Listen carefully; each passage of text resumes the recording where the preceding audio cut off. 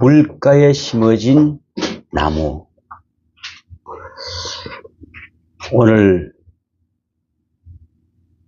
여호와를 의지하며 여호와를 의뢰하는 사람은 복을 받을 것이라.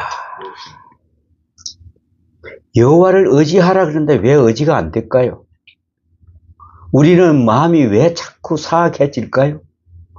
아무리 해도 참 어떨 때 보면 이해가 안 갈 때가 있어. 이렇게 좀 살기로 이렇게 좀 가기로 했는데 꼭 뭐가 생겨. 나 이거 못 견디겠다. 나 이거 못 견디겠다. 꼭 이럴 때가 생겨. 이러면 어떻게 합니까? 그때 우리는 더 기도해야 되는데 떠나고 싶어. 아이고, 그래. 어떤 목사님이 그랬어요. 목사님, 저 이제 기도가 안 나와요. 다 팔았어요.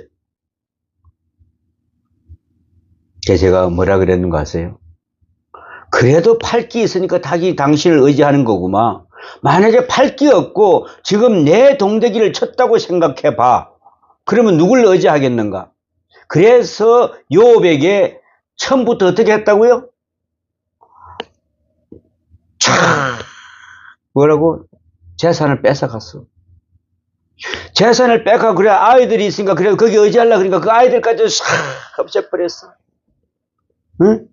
그러면 그 조금 더 제가 할 줄 아는데 그것도 놔두질 않아.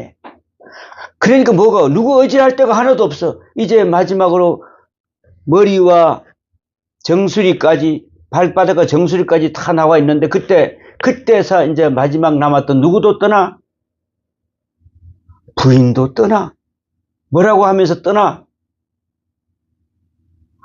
하나님을 욕하고 죽으래. 그러고 나서 욥은 어떻게 하면 되겠어? 이제 혹시 밥이라도 좀 얻어 먹으려고 자기 옛날에 종들한테 찾아가니까 어떤 사람 외국이 보던한데 외국이 보는 식으로 옛날에는 오면은 저 멀리 와서도 그냥 주인님 오시냐고 뛰어나갈 사람들이 이제 외국인 본 듯한데. 그런데도 욥은 어떻게 청청한 그 뿌리를 하나님께 꼭 내리고 있었어. 움직이지를 않았어 거기서. 여러분, 우리의 믿음이 이래야 됩니다. 조금만 흔들리면은 우리는 그냥 사탄 마귀는 어떻게? 우는 사자와 같이 언제든지 우리를 거꾸로 넘어뜨리려 하고 있습니다. 우리는 어떤 삶을 살아야 될까요? 응? 그 뿌리가 강변에 뻗쳐 더위가 올라올지라도 두려워 아니하며 그 잎이 청청하여 가뭄은 해도 걱정이 없다. 가뭄이 들어도 걱정 없는 그런 뿌리를 우리는 예수 그리스도 은혜 안에 꽉 심어 놔놓으면 흔들리지 않는데 우리는 이걸 못하는 거야. 이게 걱정이지. 고대 헬라의 철학자 탈레스는 이런 말을 했습니다. 만물의 근원은 물이라고 말했습니다.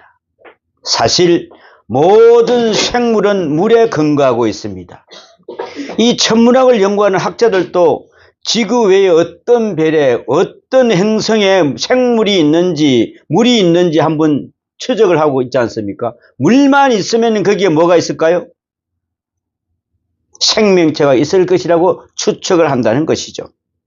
물은 생명의 근원입니다. 우리 인체의 구조를 살펴보더라도 피의 70%가 90%가 물이랍니다. 또 살의 80%, 뼈의 25%가 물이라고 합니다. 사람은 태어나기 이전에 어머니 뱃속에서 9개월 동안은 완전히 물에 떠 있다가 물과 함께 태어나고 물과 함께 더불어 살아갑니다. 프랑스 작가 생떼쥐베리는 그의 작품에 인간의 대지에서 인간은 샘물의 포로다 그랬습니다. 생수는 탯줄과 같다라고 말했습니다. 인간의 문명이 언제나 강을 끼고 이루어졌듯이 인간은 생수에 매여 있어야 합니다. 생수는 마치 어린아이가 탯줄과 같이 생명되게 하는 중요한 요소인 것입니다. 만약에 어린아이가 탯줄이 끊어지면 그때는 생수의 공급을 받지를 못할 것입니다. 여러분, 우리가 예수를 믿는다 그래서 하나님과의 그 관계가 끊어지면 그때부터 생명수의 공급을 받지 못하는 것입니다. 갈급해지기 시작합니다. 가뭄이 듭니다. 그때 갈증 납니다. 화가 납니다. 야, 내가 모든 걸 버리고 싶습니다. 이렇게 올라온다는 것이죠. 그러나 한 가지 우리가 알아야 할 것은 물 자체는 생명이 아니라 생명으로 생명되게 하는 절대적인 요소일 뿐이지 물이 곧 생명은 아닌 것이다 그랬습니다. 지금 온 세계가 염려하는 것은 그 중에 하나가 물이 점점 줄어든다는 문제입니다. 세계 도처에서 가뭄이 심해서 큰 걱정을 합니다. 아프리카가 옛날에는 원시림을 상상했던 것은 팍 젖어 있던데 이제는 옛날 이야기가 되어 간다는 것입니다. 지금은 그 절반이 이미 사막화되고 있다는 것을 이야기합니다. 브라질도 마찬가지랍니다. 북쪽에서부터 계속적으로 사막화가 되어 가는데 점점 내려온다고 합니다. 이제 어느 땅이든 3년 동안 비가 오지 않으면 완전히 사막이 되고 맙니다. 얼마나 무서운 이야기입니까? 성경은 이 가뭄, 인간의 죄악에 대한 저주를 여러 곳에서 증거하고 있습니다. 너희 죄 때문이다 이야기하고 있습니다. 생명의 물에 뿌리를 두고 있습니다마는 식물의 잎은 동물의 뼈와 같아서 숨구멍으로 숨을 쉬고 뿌리에서 물을 빨아올려서 햇빛 에너지를 받아서 영양을 만듭니다. 즉 식물의 잎은 태양과 만나서 신비한 생명의 역사를 이루는 것입니다. 그러나 여기에는 절대적으로 물이 있어야 합니다. 그래야 그 모든 일이 가능하게 됩니다. 만약 물이 없다면 아무리 강한 햇볕이 비쳐도 생명의 역사는 이루어질 수가 없습니다. 오히려 햇빛이 강하면 강할수록 잎은 마르고 타서 모든 것을 끝내는 다 죽게 되고 마는 것입니다. 여러분, 우리의 그 햇빛이 찌을 때 생명수를 빨아올릴 수 있도록 우리는 늘 기도해야 됩니다. 물과 태양의 조화에서만 생명은 태어나고 성장하는 것입니다. 즉 태양의 생명력에 받아들일 수 있는 힘은 생수가 공급되어야만 가능한 것입니다. 미국의 신학자 제임스 피코는 성경을 연구하다가 예수님이 자취가 있는 곳을 내가 한번 찾아가 봐야 되겠다.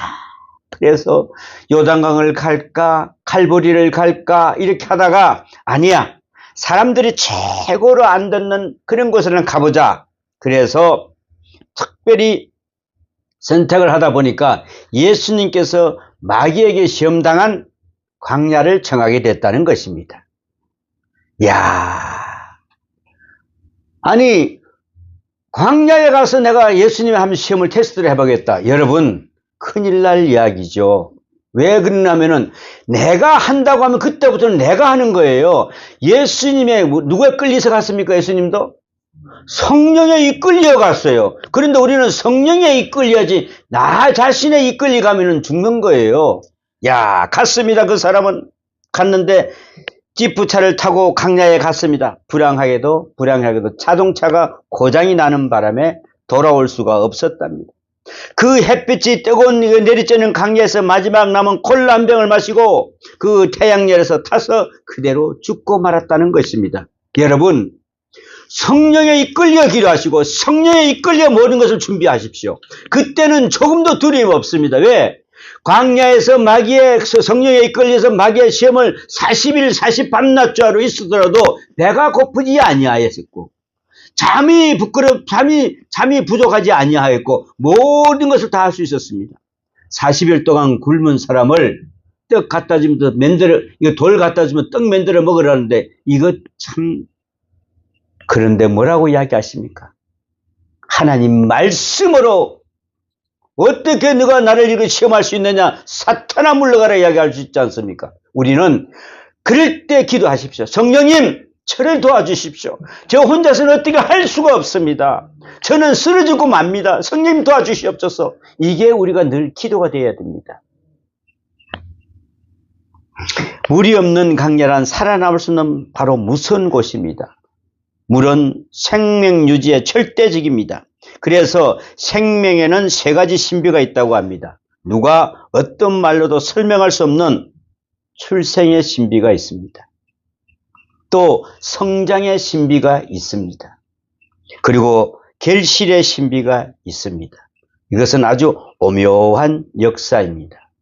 그런데 이 세 가지의 신비가 다 물이 있어야 이루어집니다. 이집트에 가면은 3,000년 된 미이라가 있다고 합니다. 3,000년이나 된 미이라. 그런데 그 중에 미이라의 손을 자세히 하나 살펴보았더니 미랄 몇 개가 그 손에 들려져 있었답니다. 이 미랄을 시험 삼아 땅에 한번 심어 보았더니 놀랍게도 싹이 나더라는 것입니다. 이 사실을 우리에게 무엇을 말해주고 있습니까?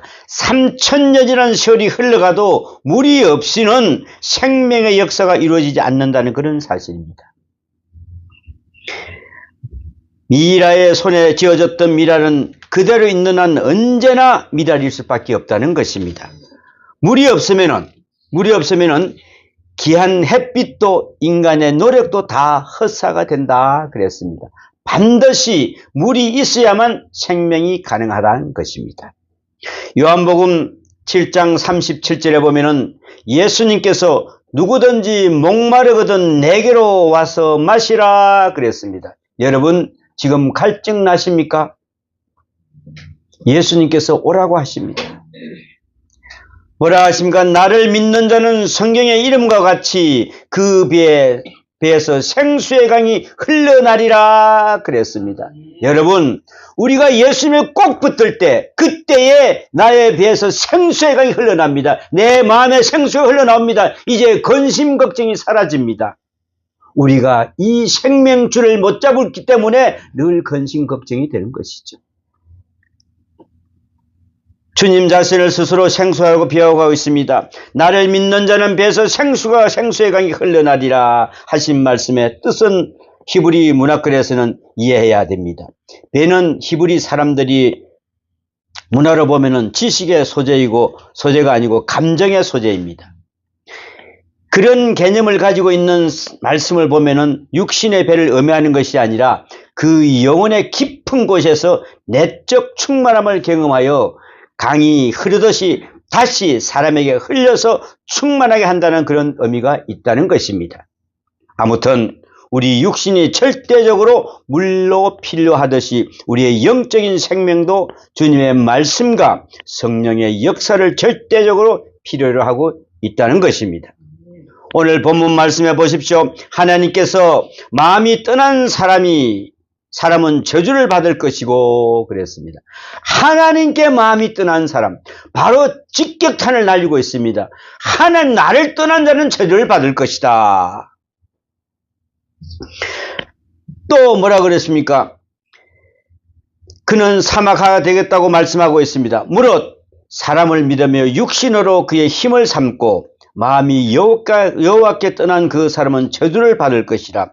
그는 사막의 떨기나무 같아서 좋은 일이 오는 것을 보지 못하고 강야 건조한 곳 건건한 땅 사람이 살지 않는 땅에 살리라. 오늘 5절과 6절에 분명히 말씀하십니다.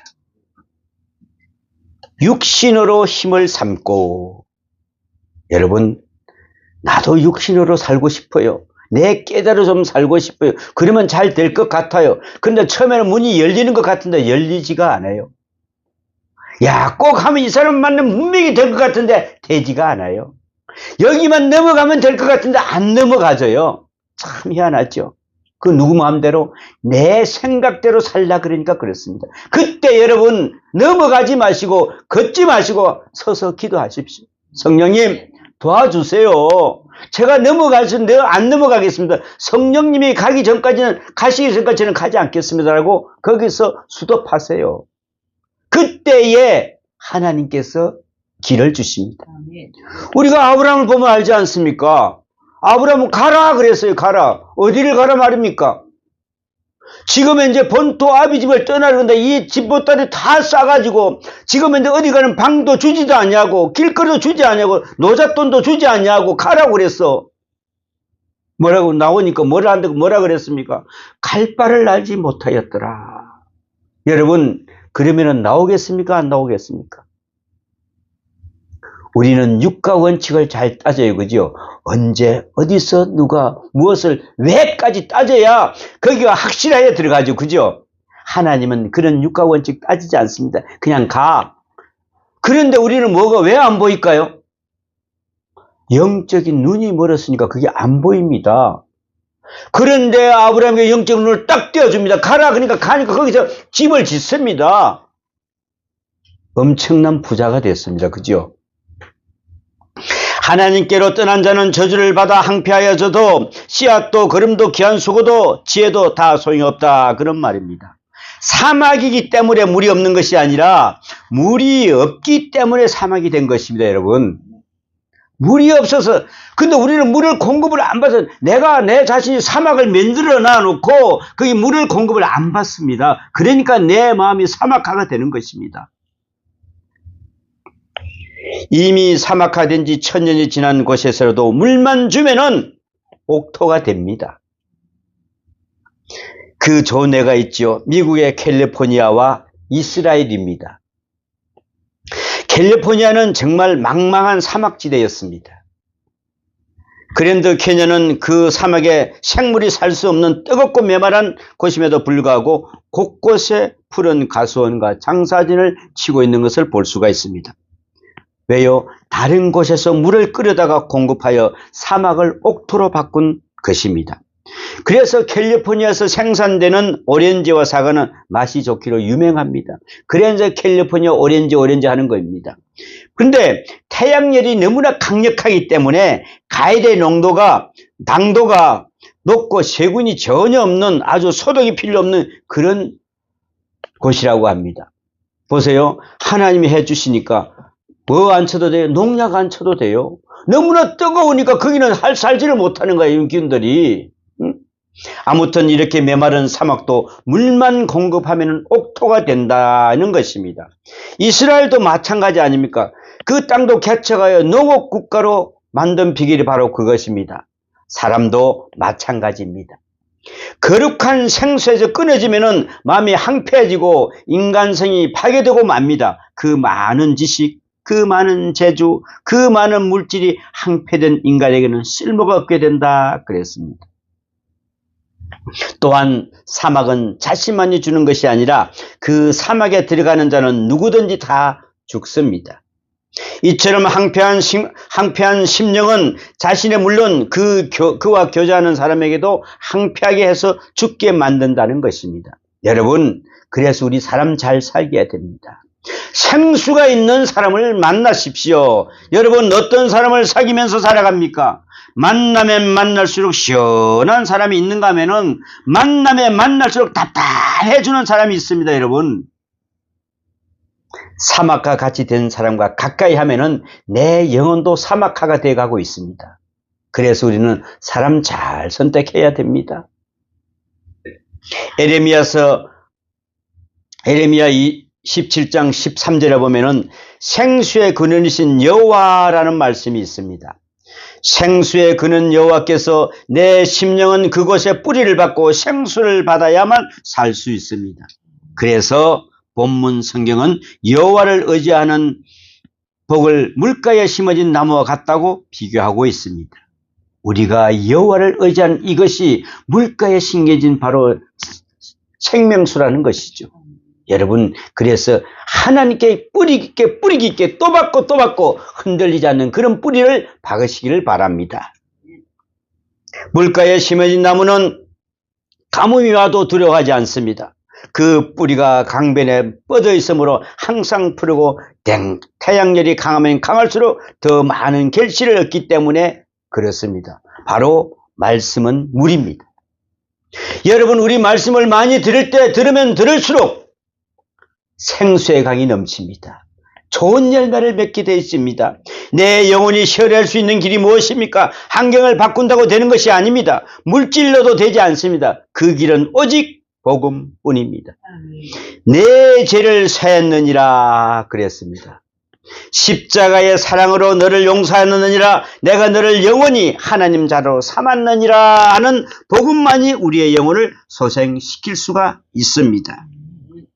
여러분, 휴가를 가기 위해서 휴가를 떠납니다. 그래서 겨울에는 저기 아주 산으로 또 바다로 들로 또 좋은 곳으로 가지요. 그런데 휴가를 다녀오다 보면은 뭔가 마음이 지쳐서 한패한 마음으로 돌아오기가 쉽다는 것입니다. 보세요. 마음이 썩어서 불타고 있는데 장소를 옮긴다고 해결될 수가 있겠습니까? 내 마음이 평안해야 되지요. 그때서 휴가를 내면 정말 하나님이 주신 이 아름다운 동산에서 내가 휴식을 취하는구나. 그냥 몸도 마음도 평안해지지요. 근데 우리는 이걸 가지고 할 때 안에는 엄청난 큰 세멘트 공고리 하는 이걸 가지고 가요. 근데 그걸 거기서 또 내려놓으면 좋지만 또 긁고 와요. 우리 마음이 평안해질 리가 있겠습니까?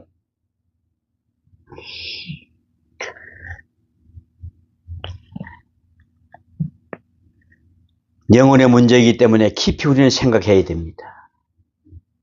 여러분, 지혜의 힘이 신비에 대해서 생각해 보신 적이 있습니까?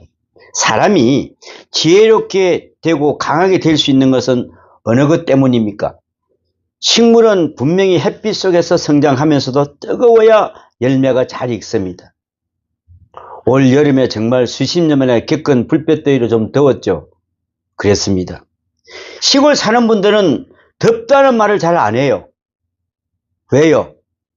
왜냐하면 시골에 살다 보면 이 기간 동안에는 안 뜨거우면 안 됩니다. 그래야 뜨거워야 가을에 추수가 풍성해짐을 잘 알기 때문에 야 뜨겁다 이 소리 안 합니다. 그래도 부채 하나가 슬슬 흘리면서 그래도 시원하다. 등보가 한번 하면서 시원하다 그랬습니다. 햇빛이 얼마나 뜨거우냐에 따라서 풍년이 아니냐 달려가 있다는 것이죠. 그러나 여기에는 물이 있다는 전제 조건이 있어야 합니다. 뿌리에 물만 있다면 뜨거우면 뜨거울수록 좋은 결실을 얻을 수가 있기 때문에 그렇습니다. 사람도 마찬가지입니다. 고난 속에서 강해지고 고난 속에서 지어지고 고난 속에서 성장해야 된다는 것입니다. 여러분, 고난은 유익이라 그랬습니다. 지금 우리가 좀 고난받고 몇 달 고난받고 1년 고난받고 2년 고난받는데 아이고 나는 죽겠다. 아이고 나 죽겠다. 그 소리 하지 마시고 아이고 이제 살겠다. 아이고 이제 좋은 일만 있다. 여러분, 이게 버릇이 되면 좋은 일 있으면 좋은 일만 오는 겁니다. 엊그저께 우리 동기들이 전화가 왔어요. 요즘에 무슨 일, 무슨 일이 있는데 나는 늘 좋은 일만 있어. 야, 너 정말 대단하다. 야, 그 나이에 벌써 좋은 일만 있다고. 그렇지, 나는 늘 좋은 일만 있어. 내가 꼭 한 만나러 갈게. 그래, 나를 만나면 좋은 일이 생긴다. 그때 꼭 온다 그랬어. 그랬습니다. 우리는 정말 좋은 일만 있어야 된다는 것입니다. 여러분, 자녀들이 어떻게 되기를 소원하십니까? 내 자녀들은 정말 아주 좋은 데서 자라서 무사태평의 그늘에서만 잘 키우고 싶죠. 야, 우리 아이는 이렇게 모습으로 키우고 싶다. 그렇게 생각하는데 유명한 메가다 장군의 그 자녀의 기도를 한 번 더 들어보십시오. 한 부분을 다시 한번 상기해 보겠습니다. 고백합니다. 나에게 이런 자녀를 주시옵소서. 바라옵건대 그를 시움과 안락의 길로 인도하지 마옵시고 고난과 도전에 대하여 분투 한가할 줄 알도록 인도하여 주시옵소서. 그리하여 폭풍성에서 용감히 싸울 줄 알고 패자를 긍휼히 여길 줄 알도록 가르쳐 주시옵소서. 이렇게 기도했습니다. 뭐라고요? 폭풍성에서도 용감한 자, 고난에서도 도전할 수 있는 그런 자녀들이 되게 해달라고 기도했습니다. 정말 장군다운 기도입니다. 여러분, 조지 워싱턴 대통령 잘 아시죠? 그의 어머니를 한번 보십시오. 어머니 메리 보울은 워싱턴이 대통령이 된 후 처음으로 고향인 마운트 베너를 방문했을 때 평소와 다름없이 소박한 옷차림으로 문 앞까지 나와서 아들을 맞았습니다. 대통령 아들을 어머니가 맞이하는데 그냥 평소에 입던 옷 앞에다가 치마 그냥 앞치마 하고 나가서 그 빵을 빚다가 과자를 굽다가 손에 있는 그 모든 밀가루 묻혀가 이렇게 맞아서 참 뭐라고 합니까? 대통령 자락처럼 조지 정말 잘 왔다. 나는 너에게 주려고 지금 맛있는 과자를 준비하고 있단다. 반갑게 아들을 맞이한 메리 보울은 빵가루 두성의 손을 닦으면서 부엌으로 들어가는 것을 보면서 워싱턴을 수행하던 많은 사람들이 너무나 놀랐습니다. 대통령 어머니가 저 모습 저대로 있단 말이에요. 말이 안 되는 이야기죠. 그것도 그 옛날에. 그러나 워싱턴은 더없이 기쁜 듯 주위의 사람들을 번갈아 쳐다보면서 이야기합니다. 여러분, 내 어머니가 과자를 만들어 주신답니다. 나는 어릴 때부터 어머니가 만들어준 과자를 즐겨 먹었습니다. 자, 우리 사양 말고 들어가서 어머니가 만든 과자를 함께 먹읍시다. 잠시 후 워싱턴은 조용히 어머니에게 다가가 말씀합니다. 어머니, 이제 집안일은 직접 하지 않았어도 돼요. 어려운 일은 하인들에게 시키시고 그저 감동만 하십시오. 그러자 메리 볼은 고개를 저으면서 말했습니다. 아니야. 아니다.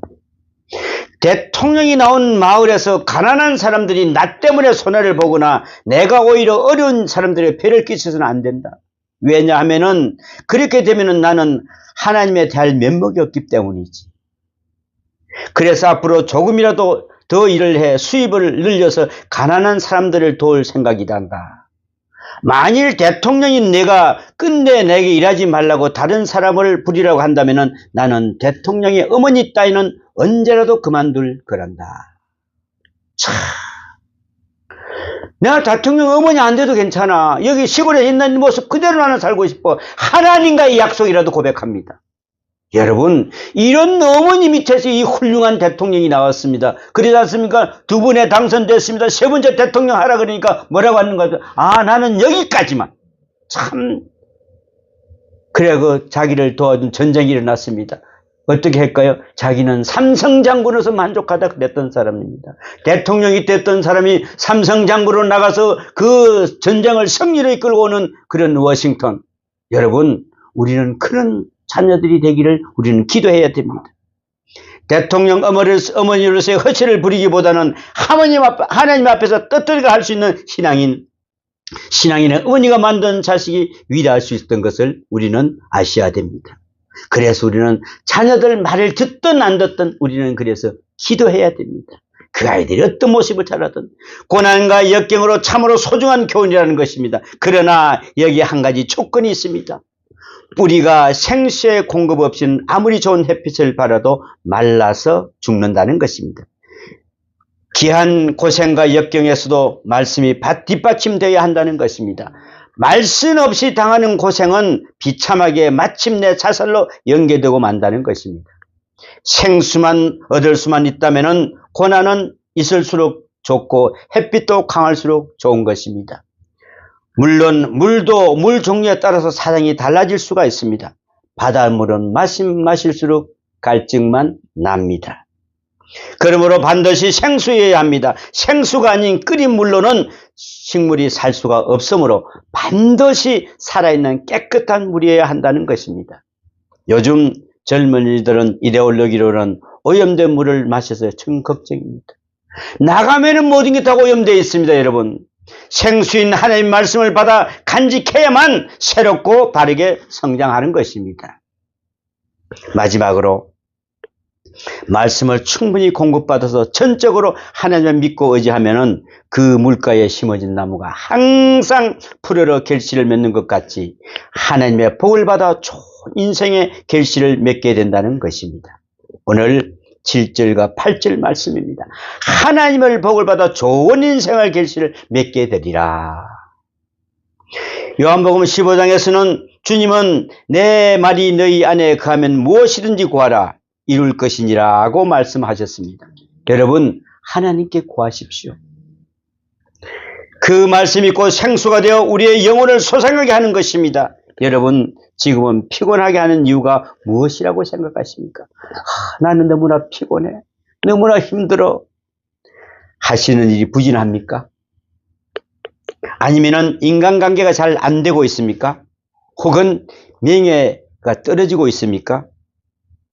이 쓸데없는 이야기입니다. 가장 중요한 문제는 생수, 말씀이 떨어진 것입니다, 여러분. 왜 허탈감에 빠져 살아가고 있습니까? 그 원인은 생수의 근원이 말랐기 때문에 그렇습니다, 여러분. 반드시 생명의 강변에 생수가 살아있어야 됩니다. 강변에 살아야 합니다. 말하면은 항상 은혜에 젖어 살아야 한다는 그런 말씀입니다. 그래야만 하나님께서 권고하시는 날에 풍성하고 건강하고 훌륭한 결실을 맺게 된다는 것입니다. 여러분, 자녀들을 위해 걱정하십니까? 예수님만 바로 믿고 하나님과의 관계만 바로 되면은 어디서나 어떤 환경에서도 걱정할 것 하나도 없습니다. 여러분, 자신이 걱정이십니까? 영혼만을 위해서 걱정하십시오. 내 영혼이 하나님께 맡깁니다. 내 영혼을 아버지께 맡깁니다라는 그런 고백의 기도가 있어야 됩니다. 예수님도 그랬지 않습니까? 아버지요, 내 영혼을 아버지께 맡깁니다라고 고백했습니다. 우리는 어떤 기도를 하고 있습니까?